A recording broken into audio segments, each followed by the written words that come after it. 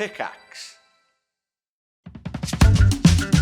Welcome to the Chance Encounters podcast. We've been running board games around the UK for 6 years now. From hen do's to family reunions, from first dates to breakups, we've learned how to find the perfect game for every situation. And now we want a fresh challenge.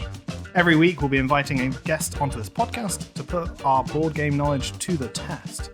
They'll come up armed with an abstract and absurd scenario, and it's up to us to figure out what the situation calls for and recommend a game that totally tiddles their tiddlywink.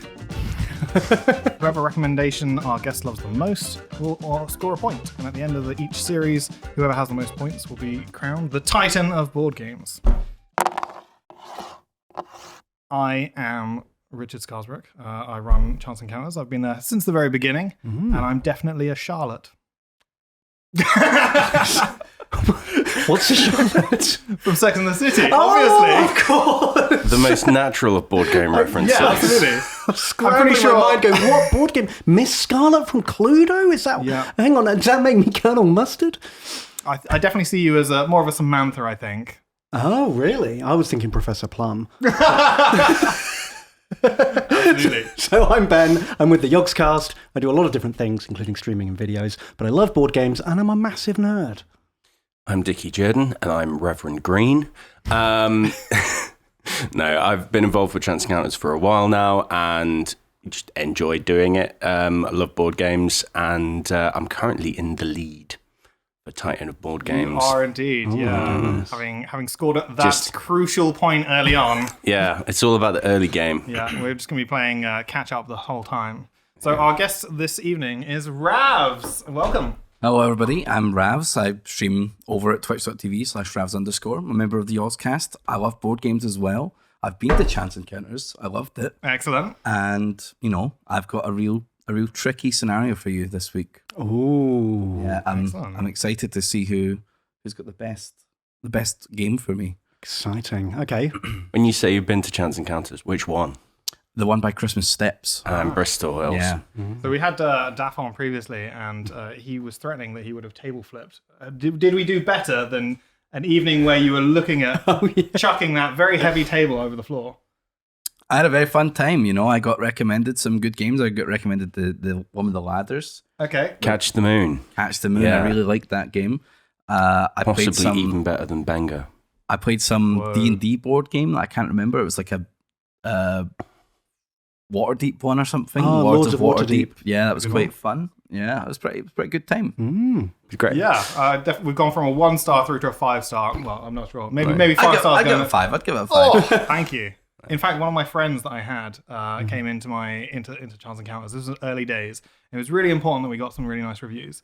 And they came in, and by the time they'd left, they'd given me a 4-star. And I was like, what do I have to do? Exactly, what do I have to do? Have they not seen that episode of Black Mirror where anything less than a 5 is a slap in the face? Exactly. And I was like, you're a good friend of mine. Why would you come to a place? I think they come from an academic background where you literally can't attain anything more than like 80%. Oh, right, yeah. And I was like, this is Google. It costs you nothing to give me the extra star. What's going on? No, all the other professors would look down on them. They would, yeah. Mm-hmm. He's just too... Oh, he can't be giving out those extra stars. No. So we ended up not being friends anymore. That's it. We're done here. Entirely fair. Yeah. Exactly. So, Ravs, your board game scenario, what have you come up with? Okay, so I don't know if any of you guys have seen the movie A Quiet Place. It's a movie where a monster comes down to the world and it just murders everything, and the only way it can find you is by hearing you. And I'm talking like you do that with a can, and it's like on the other side of a field, it will come running at you. Okay. So I need a board game that I can play with my family when I'm really bored. That's not going to get my whole family murdered by a monster. But I still want it to be kind of fun. I want to roll dice. So, I want tricky. It's going to be a bit of a tricky one. I think they actually play Monopoly in that film, but they have like all the pieces replaced with like soft, squishy things. There's no little tin dog or anything like that. Yeah, I can't remember what they do for dice. But I don't want to play Monopoly. Nobody wants to play Monopoly. Is that what made you think of it? You were like, this quiet apocalypse is pretty legit, except for all the Monopoly they're playing. Exactly. I would get instantly murdered with Monopoly. I'd be so angry. Right, the table flip. Yeah. I mean, at least with Scrabble, there's a little bit more variety than just rolling a die. You actually have to use your brain at that point. So, okay, so we've got the scenario. Sound is a big component, but you've said you wanted to roll some dice. Are we talking some allowances with how loud we can be? Is there a decibel level? I don't know the exact decibel of a dice rolling. You know, maybe I'll have to get like a little pillow and like put it in as my dice rolling tray. So that We could get like a padded dice tray, right? Yeah. Or maybe I can roll with fuzzy dice or something, you know what I mean? Like, Yeah. You're already giving us solutions to this problem. This is I'm helping you a little bit, Yeah. but you know, I want something fun that I'm not going to get really bored of, because I'm not going to have many chances to go and get many other board games, because it's going to be real risky and I'll get murdered on my way because I'll step on a branch or something. So you know, I'm loving that you guys went straight to dice trays, because I didn't know that they were readily available, and I was trying to find ways to construct them out of like washing up sponges, like construct my own dice tray That's out genius. of like cocktail sticks and some like scrubbers. If you got one of those really, really big ones, you could maybe hollow out the inside, and then that would be a really nice dice tray, right? Oh, yeah. For an apocalyptic event, I suppose. Yeah. Like in a pinch. I don't know. It's like how much friction is there going to be? Like you just kind of roll the dice and they'll just stop. Well, like, this is a good are idea. they going to roll? Are they going to be equal? Are we going to have to or if they're unequal enough, would that be still okay? Like, what's the dice probability of that? Well, point? I feel like if you're playing this alone every night for years in the apocalypse, you're going to start noticing those tiny little differences. Like I feel like that's going to lead to arguments, which is going to lead to death. I don't know. I feel like you could like time your cheating well. Like if you've lost a member of the like family or community, like, and you just place your die down and just choose a 6. Yeah. Then you know it's a pretty good excuse for it. Well, I didn't want the monsters to come. Guess I got a 6. Do you really want me to throw these really hard? I'll throw them out here. I will do it. Oh my god! So quickly got to cheating.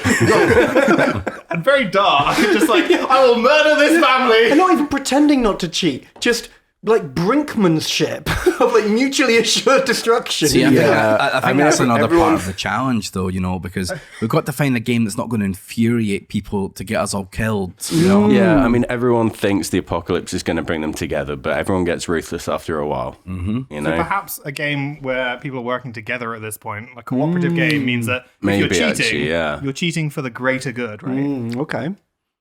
I wonder. It depends on your personality type, though, because obviously, cooperative, fairly chill game. But if one person is like dragging the team down, you know, I haven't played much Dota myself, but I've heard, tales of friendships destroyed. Yeah.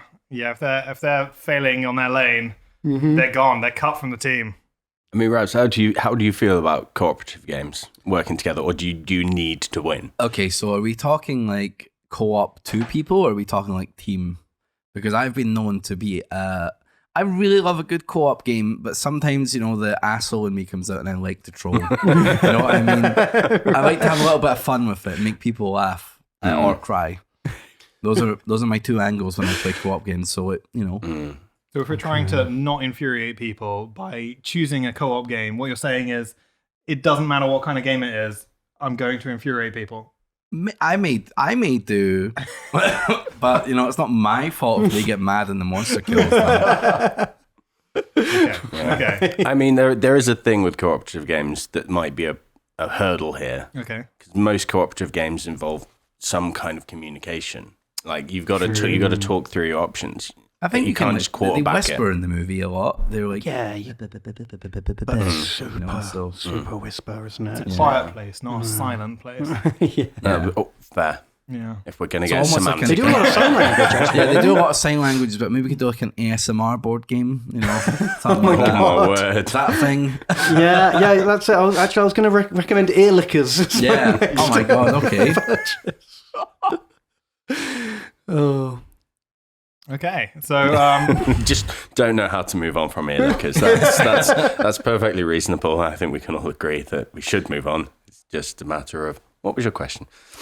who are we playing with? So, did you say family? Well, I said family, but it could be like whoever you were with, you know? It could be like you and 4 buds, or it could be you and your immediate family, or, you know, or you're just found a survivor group that you don't really know everyone, but you're the guy that that has some board games in your backpack, and you know what one should I play to not imagine get us that all killed? You're at the bus stop when the monsters come, and you all manage to like find a garage to hide in, and you're with like 3 other random strangers, and what just so happens one of them is like that guy, and you're trying to live your life, you're trying to play board games, and he's just dragging the whole thing down. No.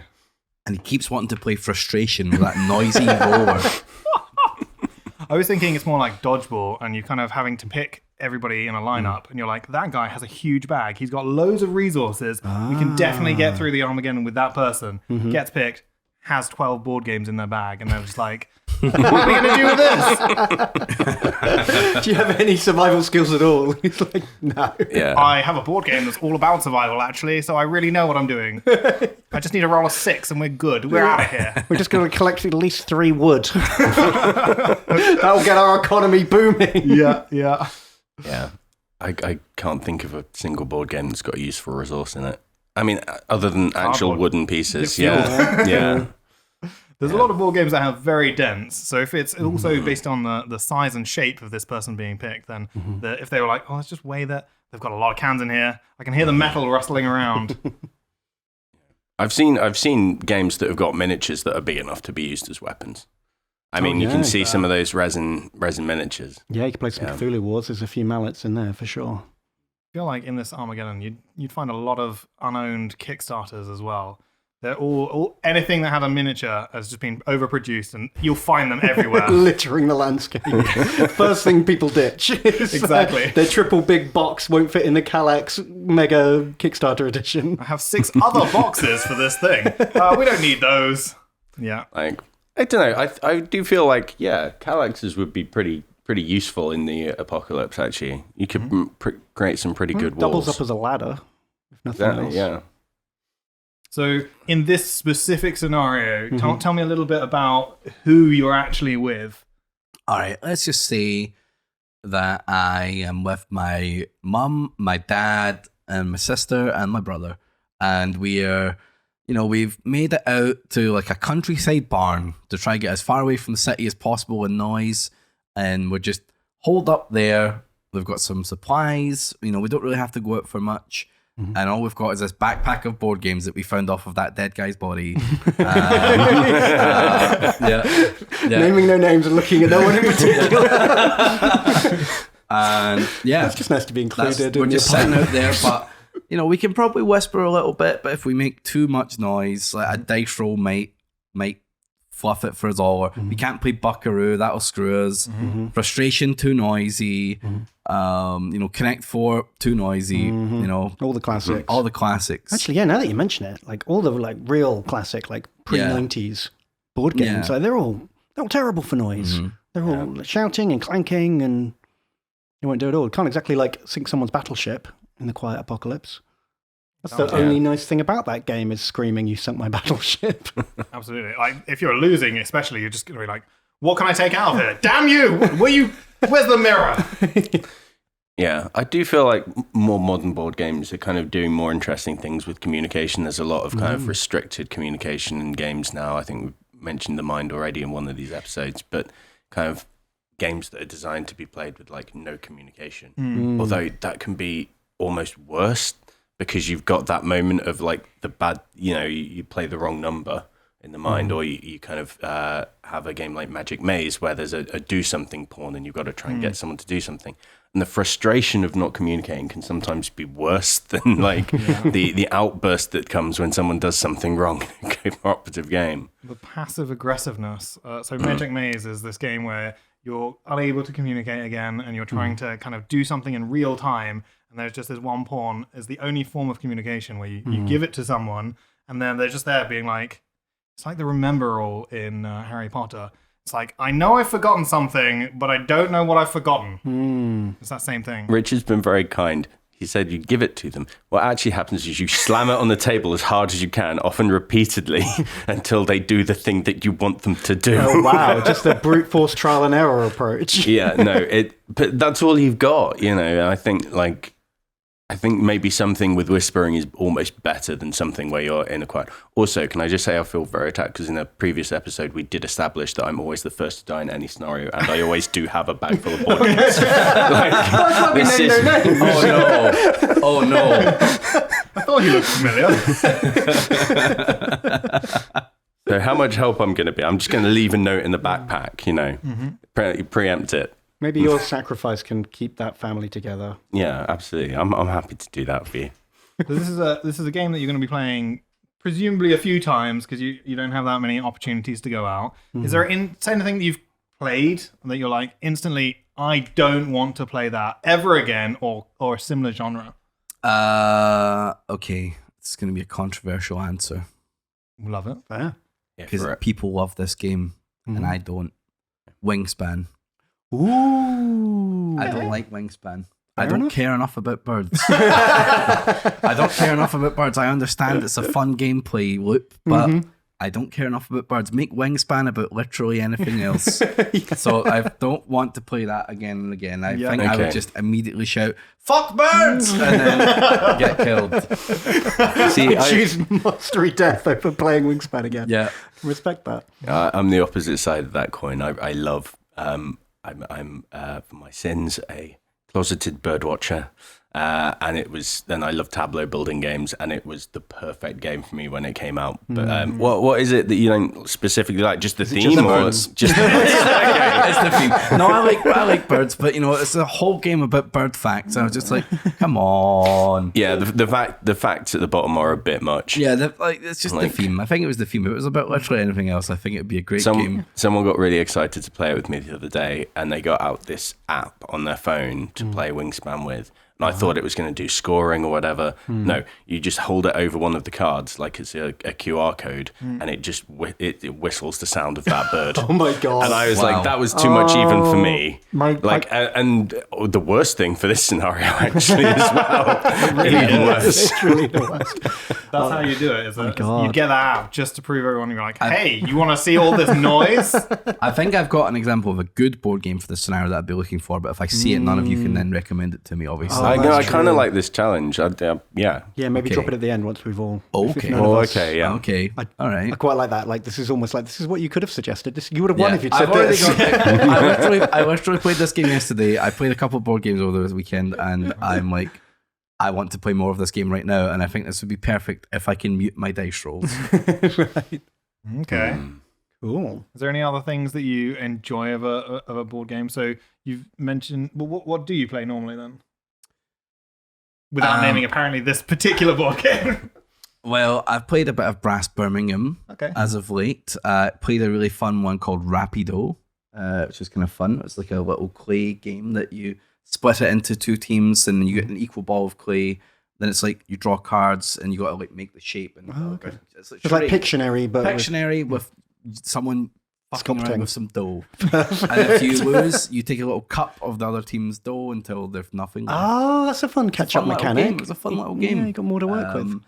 What else have I played? I played Codenames. I love Codenames. There's another really good. I love Gloomhaven. Gloomhaven was great.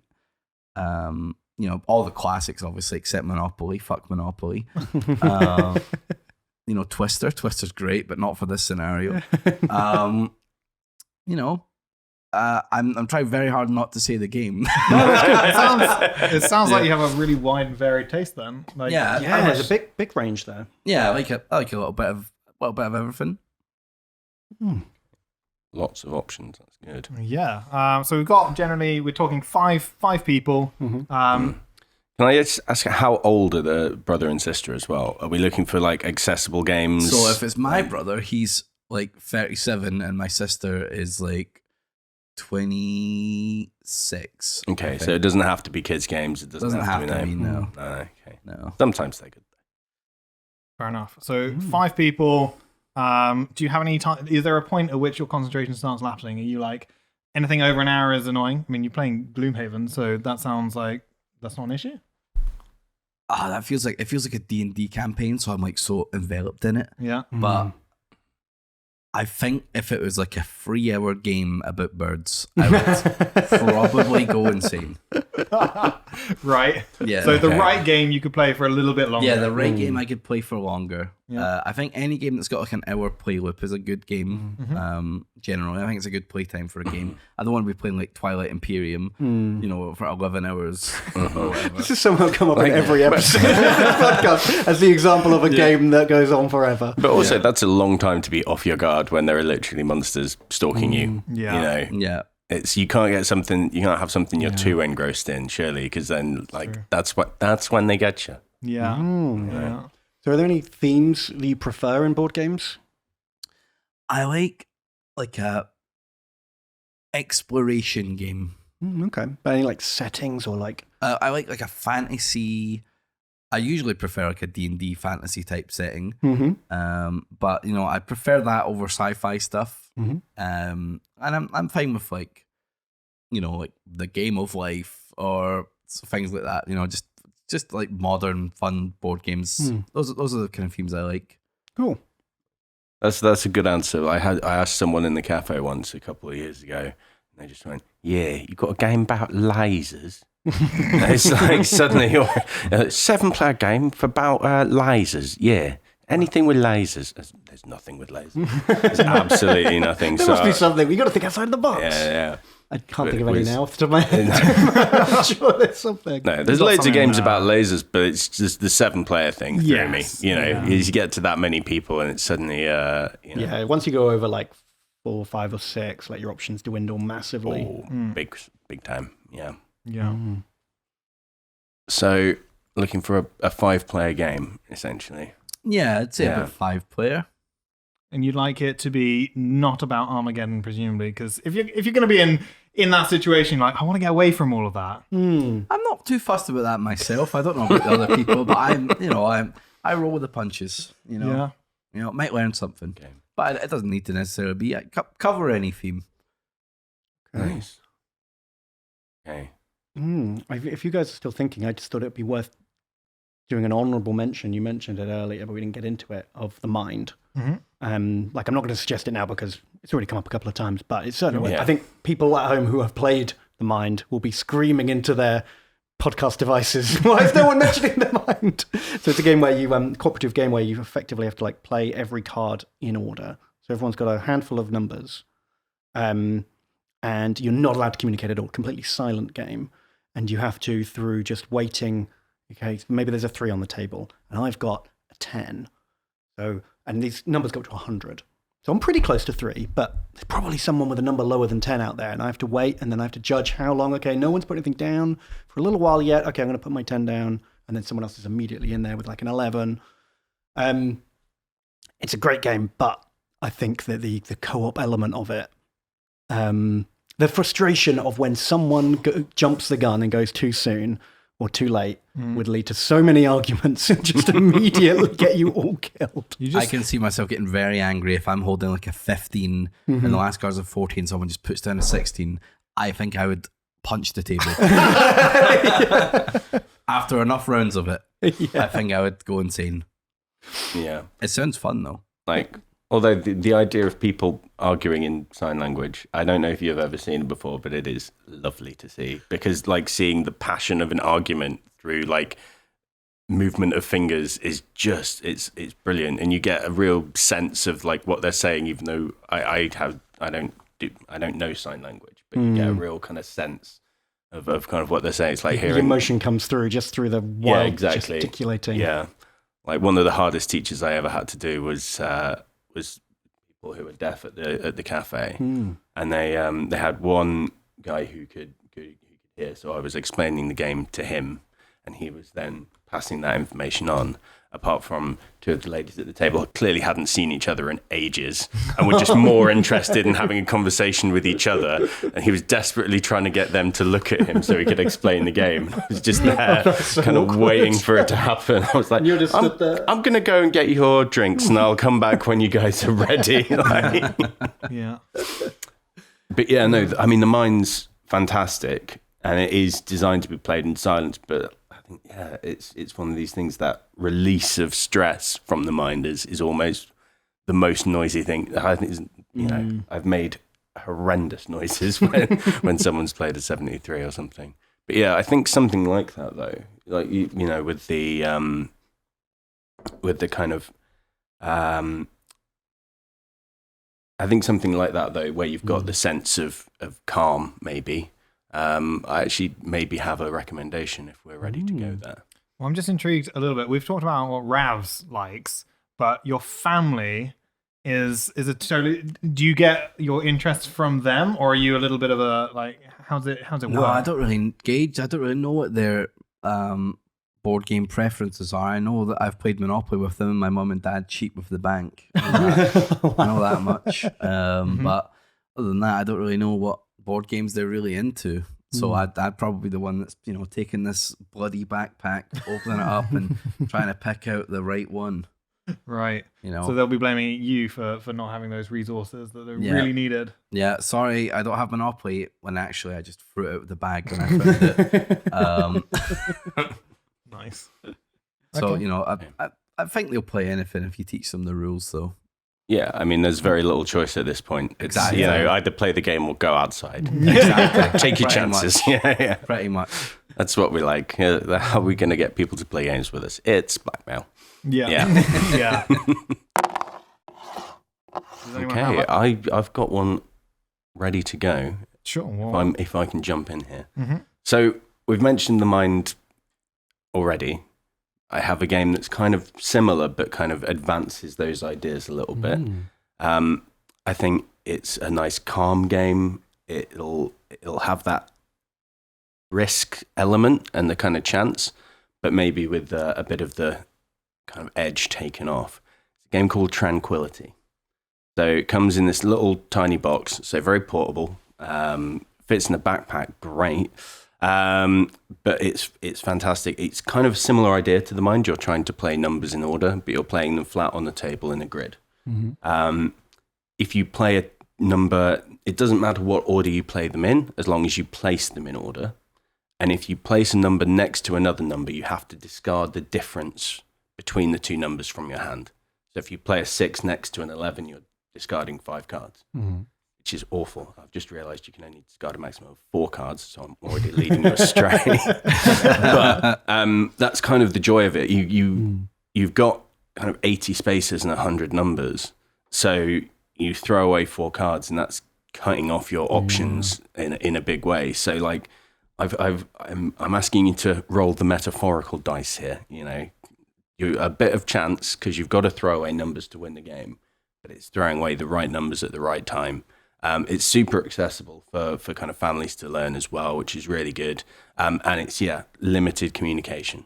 So you take it in turns going around the table. You take it in turns, but you're not allowed to discuss your strategy at all. You're not allowed to talk about what cards you've got in hand.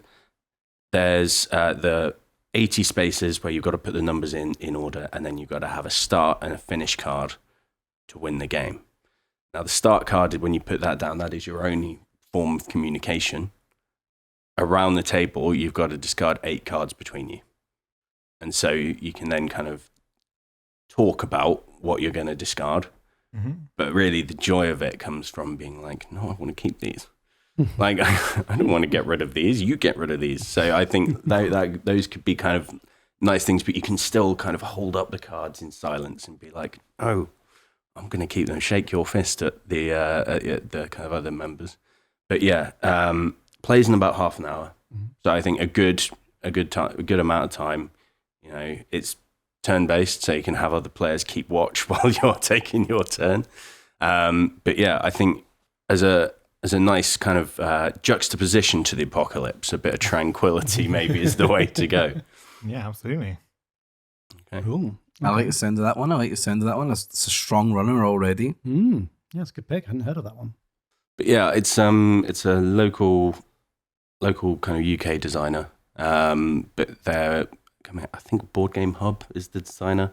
But it's this gorgeous kind of square box, and it comes with a lot of comes with the expansions already in the box.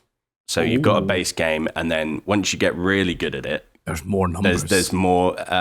Actually, cards that you can you create like sea storms, and you've got krakens and stuff that you can kind of add in. So I think it's got that learning curve, a nice simple game to ease them in and kind of calm them down. And then you can add the kind of danger when you're a bit more comfortable and you've got all your kind of barricades set up, you know. I like it. Ooh. Okay, I'm going to suggest a favorite of mine that I'm not sure if it's perfect fit or not, but it's just really good. It's a game called Spirit Island, where it's a cooperative game where you work together as the spirits in a fantasy Pacific island. And the European-style colonist invaders are coming to set up towns and cities and mines and exploit the beautiful paradise. And you have to use your sort of magical nature spirits and the local indigenous population to scare them off. So there's a tipping point where if the invaders get too far and they spread and exploit the land too much, your spirits shrivel and die, and it's game over. And you've just got to raise this fear level to the point where it's more effort than it's worth, and all the colonists leave and go home. It's the reason I'm suggesting it is because of the replayability. It's one of the games I've played a lot because it has, although it's a cooperative game, one of my personal issues with cooperative games is there's two main problems. One is they're quite often, once you get used to them, they're quite easy and it's hard to replay them once you know the game. And the other problem is one person who knows the game best just tells everyone else what to do. But I feel like Spirit Island doesn't have those two problems because there's so much going on in the game. You kind of have to focus on what you're doing and not tell everyone else what to do in their turns because there's too much to consider at once. So that's why it would work quite well in a silent atmosphere, because suddenly you can't even coordinate. You have to just play together and try and make it work. But the game also has a steadily upgradable difficulty curve. So you can add in new antagonists. There's 5 different types of invaders of varying difficulty, and each one of those has 8 difficulty steps built in as well. So you can just continuously crank the game up as you get more and more used to it and keep that challenge rolling. And yeah, if everyone gets into it, it's really fun to try and beat that challenge. It sounds really fun. It sounds like I'm going to have to spend forever whispering the instructions to my family. That is a problem, actually, teaching the game. Yeah, I'm going to have to be like ASMR, like, you have to go to the island, holding up this big map of instructions. You're going to have to get everyone under that waterfall in the movie with the book. Yeah, exactly. Give them all the lesson. Exactly. Because it's a fairly complex game. It's not something you can teach with pictures and pointing, for sure. Okay, but it does sound like a fun game. It does sound very replayable, so I like it.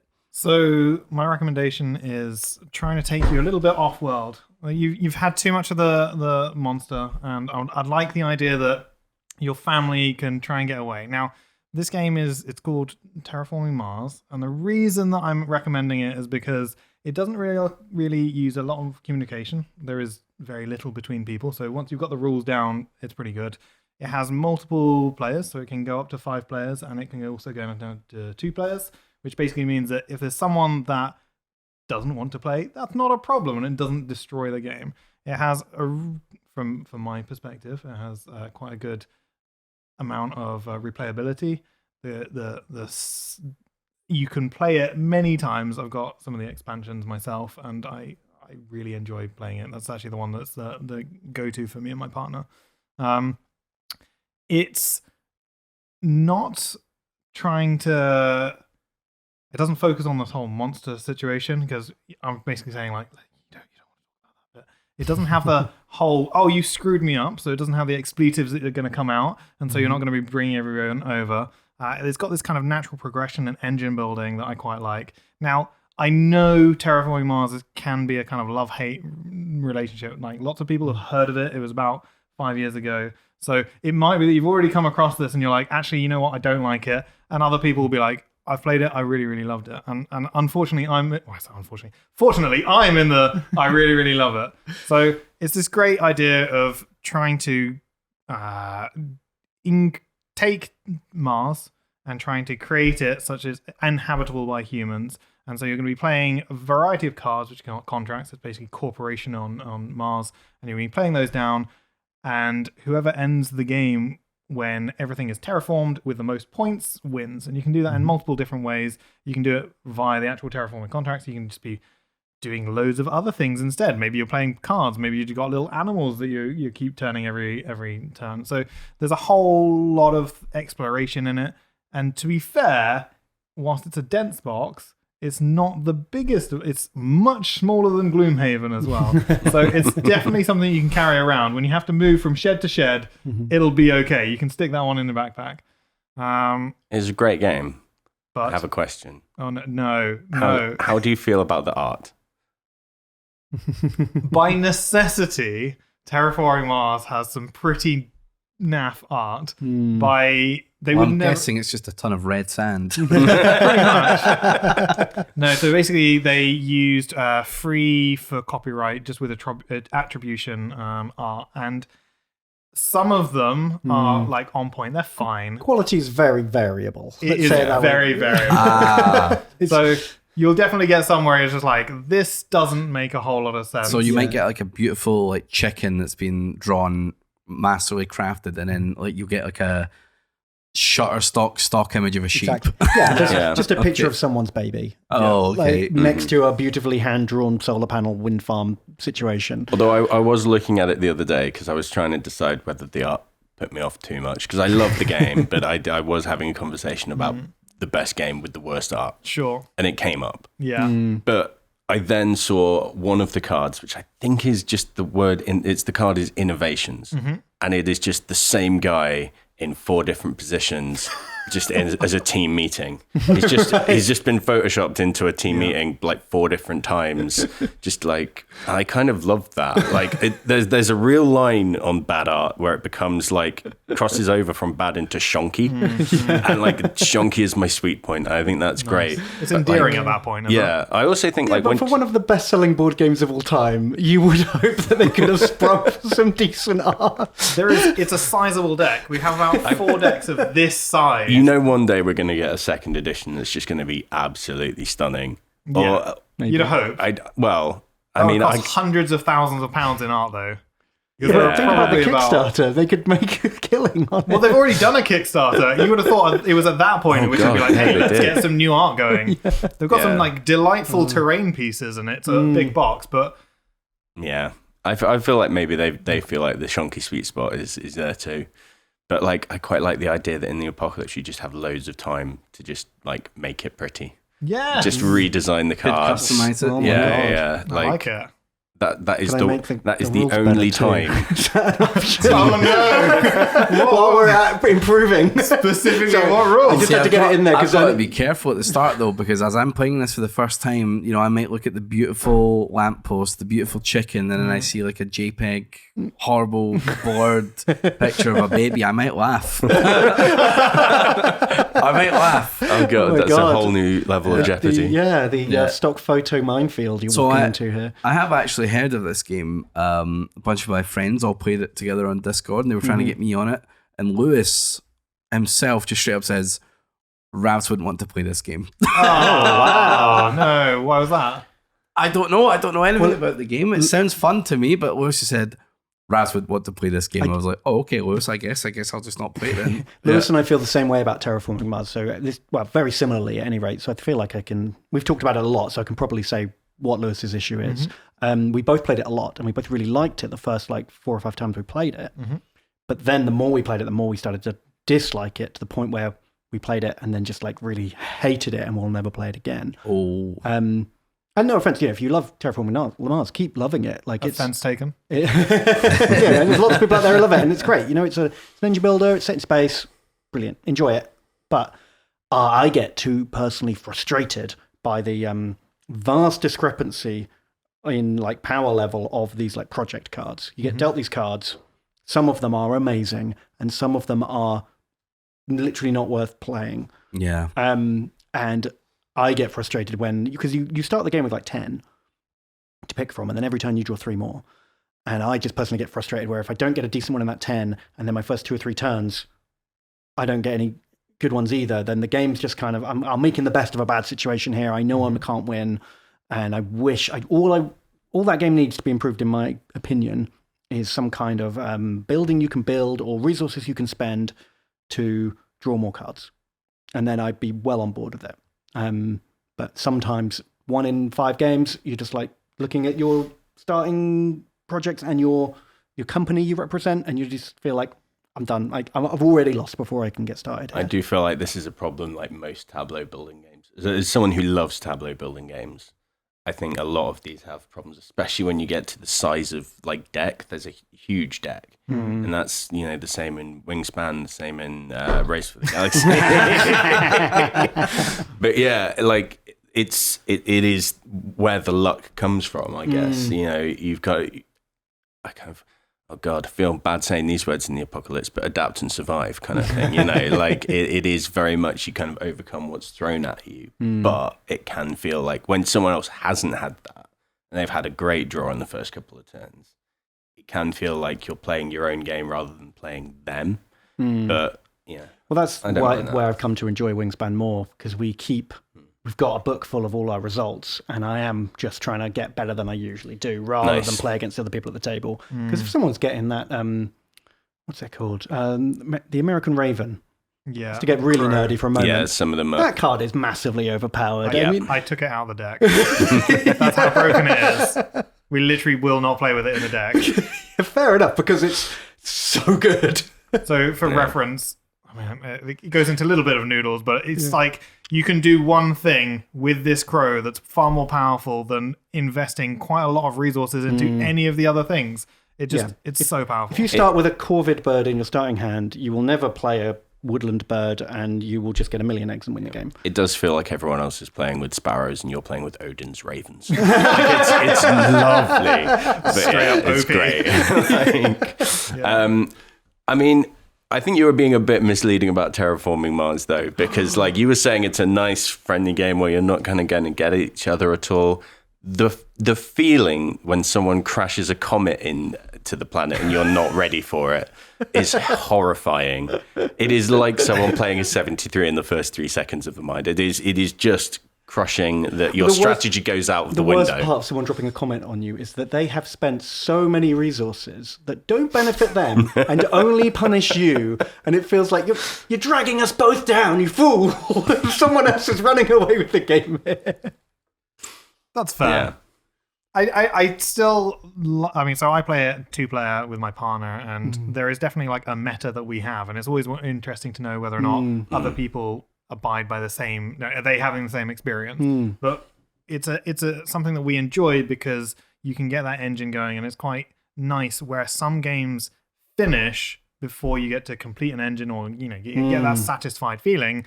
Terraforming Mars ends at the point in which you've just sorted it out, and it's taken over.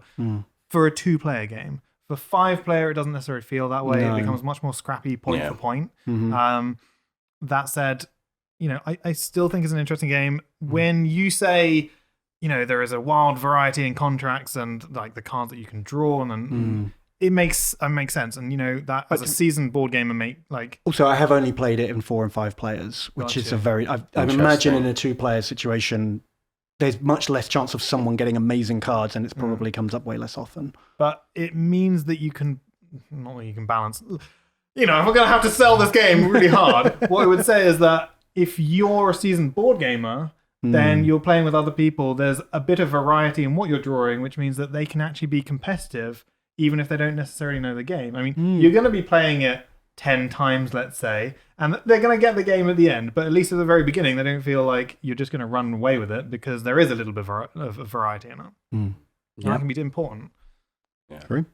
Like, I do love, especially in kind of the way that the board game kind of industry is, it's churn and burn at the minute. I love it when you've played a game enough to get to that meta. It's a really nice feeling. And I think that's the nice thing I like about this scenario you've come up with, Ravs, that like, there's you're going to be one game that you're playing a lot. It's rare that I get to play a game more than 2 or 3 times before I want to try a new game. There's always a new exciting game to try out. I mean, that's the problem that you wouldn't have in the apocalypse, because no one's bringing out board games. Unless Ravs is there being like, hey, look at my Terraforming Mars that I've repainted. This is the new board game, guys. Who wants to buy off it? 3 Pepsis. There's no birds in it. Guaranteed. I mean, this is another worry, like snacks, because snacks and a board game night are a big component of my evening. But like, I feel like, especially for long games like Spirit Island, Terraforming Mars, you're going to have to try and consider this really carefully. Like, it's like marshmallows and candy floss are at a premium. Like what are the silent? Yeah.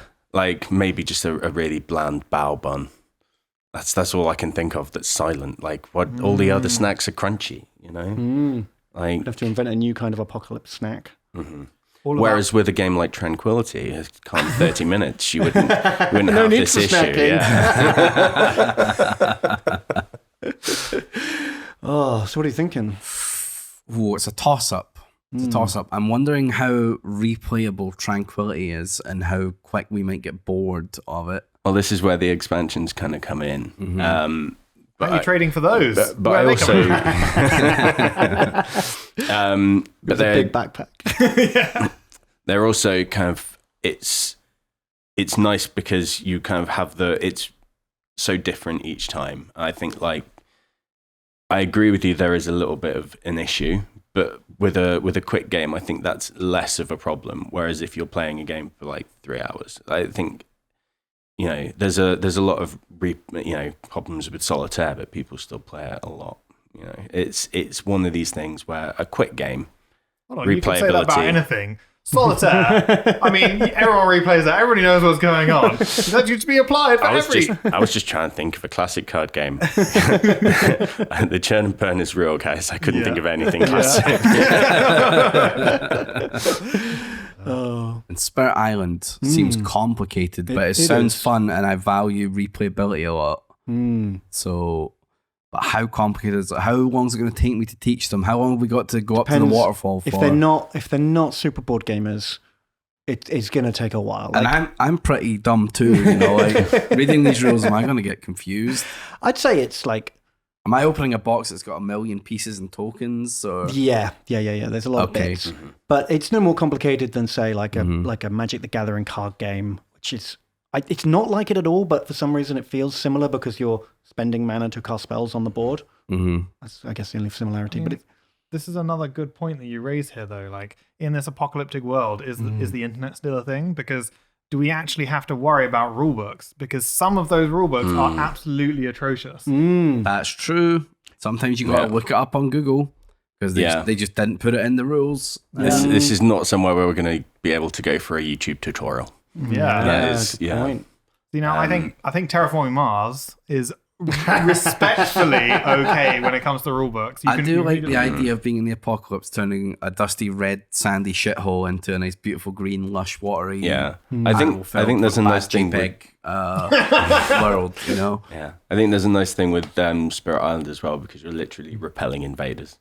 Yeah, it's kind of a nice too element on the nose. To it. Yeah. Also, I'm just wondering, is there any dice in Spirit Island? No, it's all cards. So we've recommended silent. 3 games that have no dice in them. Which means we definitely know it's not Ravs' chosen one. Yeah. Okay. Good point. Do you guys want to know my magical chosen one before I pick a winner? Go for it, please. Is this the reveal? And this is what you could have won. The absolute perfect game, but we would have to find a way to silently roll the dice, would be Betrayal.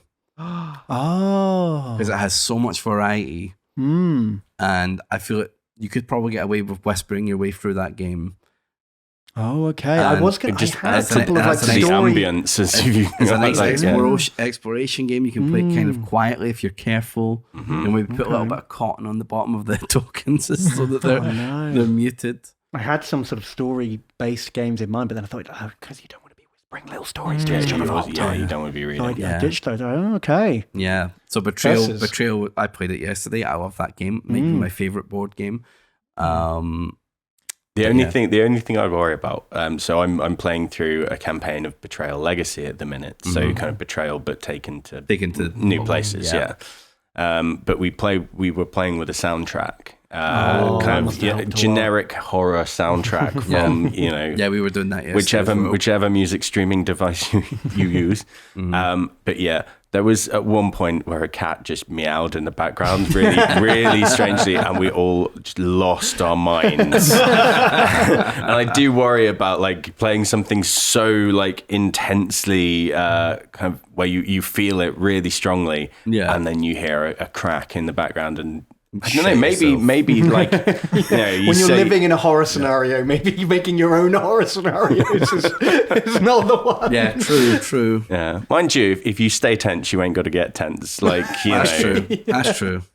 So there's a Betrayal at House on the Hill, and there's also a Betrayal at Baldur's Gate, which is the D&D themed one. Yeah, sadly, I've not played that one yet. Oh no! I know, I love D&D stuff. I've not played that one. I'm dying to play it. Yeah. It's almost the same game with just different art and. Yeah. I mean, it's another 50 scenarios.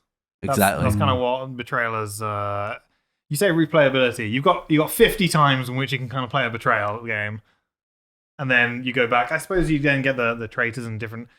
Have you ever played a Haunt more than once? I've played the Alien one twice. Okay. It was fun. Yeah. Because one, I was a survivor, one, I was the monster. So that helps. So it's almost like you've got 100 because you'll get different perspective. And to be honest, once you've done 50, you're not going to remember them all. I mean, the other thing is the expansion is very, very good because it's not adding anything. It's just new scenarios. But I think it's called Widow's Walk. Yeah. But it's more modern scenarios. So like, involving kind of modern tech and that kind of thing. So it's a bit more real, I guess. But it's meant to be very, very good. I think they're also bringing out the 3rd edition soon enough. Nice. So you might get, I think it's all, again, new scenarios and then upgraded components and everything else. With Betrayal, the thing that we found in the cafe was that they had these little clasps that you'd put on and they would just destroy the cardboard. I wish it was a slider or something instead. Yeah. Like in the early days of the cafe, it got played an awful lot. Probably more than it does now, and there was always on a shift some guy just wandering around with the Traitor's Tome. Yes, just a loose player in the cafe. Oh yeah, you have to go away and read like where did they go? It's down to the bar. Hi, can we help you? No, I'm just a traitor. Don't worry, don't mind me. Just off to try and kill some people. You need a booth. Exactly. Traitor's booth. That'd be great. Okay, so we've recommended our games. You've told us what we could have won with. Which one would you like? What hits the recommendation jackpot? Suspense. I think that, I don't want them to run away with it too far, but I think it's going to be Tranquility. I think just because it sounds really simple to set up, I feel like I can explain it in a couple of minutes to my mum and dad. I like the idea of cooperatively trying to play that. Sounds kind of replayable, but also it nearly loses on replayability. Just on my mind, I've not played the game. I guess I hope I have the expansion packs. It's so close between, honestly, all 3 of them, because I like the sound of terraforming Mars, turning something shit into something nice in a time where we're all sitting in a little hut or repelling people and having a bunch of variety. But I think that Tranquility just sounds super, super easy, super quick to set up. Sounds fun. Yeah. I think that's it. I think it's a winner for me. All right. Fantastic. Congrats, Dickie, for the number 2. It's taking a very early lead. Can we catch up with this? Well, maybe we'll get someone else in next week too. Yeah, absolutely. Knock him off the podium. Oh no. Bounce you. Sorry. Off you go. We're too good at this. A week suspension, yeah. Well, with that, thank you so much for joining us on the podcast, Ravs. Much appreciated. Where can people find you? What's going on? You can find me on twitch.tv/Ravs_. I'm live pretty much every day. Sometimes I'm on the Yogscast Twitch channel as well, on the Yogscast YouTube main channels and Duncan's channel, just doing a bunch of stuff. Check out my Twitter, Ravsy_, for updates on stuff. And thanks for having me, guys. I had a ton of fun. Yeah, check out the rest of the streams. You stream all sorts of games, all sorts of times. It's always good chill, fun time. I feel like a lot of variety. Yeah. Excellent. Well, thank you very much. Have a good one. Thanks all from us. Bye. Bye.